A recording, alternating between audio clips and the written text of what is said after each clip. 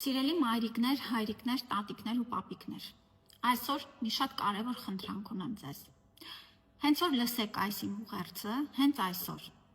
ձեր տան դեղատուփերը, թունավոր նյութերը, լվացող նյութերը, որոնցից են օրինակ ժավելի սպիրտը, կալիում պերմանգանատը, սպիրտը, ացետոնը,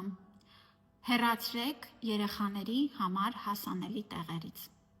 Խնդրում եմ ձեզ, հենց այսօր 3 րոպե ժամանակ տրամադրեք եւ ձեր կողմից երեխաների պաշտպանության համար շատ կարևոր քայլ արեք։ Մենք մեկ ամիս է մանրամասն վերլուծում ենք 2025 թվականի ընթացքում մանկական հիվանդացության եւ մահացության պատճառները, հասկանալու համար, թե ինչու ունենք որոշակի աճ։ Եվ մեր կողմից շատ հստակ քայլեր ենք ձեռնարկել, իհարկե, բայց այս գործում դուք եք նաև մեր օգնականը։ Մենք միասին պիտի պաշտպանենք մեր երեխաներին, եւ որ ոչ մի երեխա չկարողանա հասանելիություն ունենա, նորից եմ կրկնում, դեղորայքի,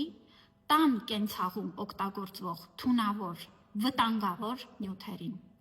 Խնդրում եմ ձեզ, պահեք դեղերը փակի տակ,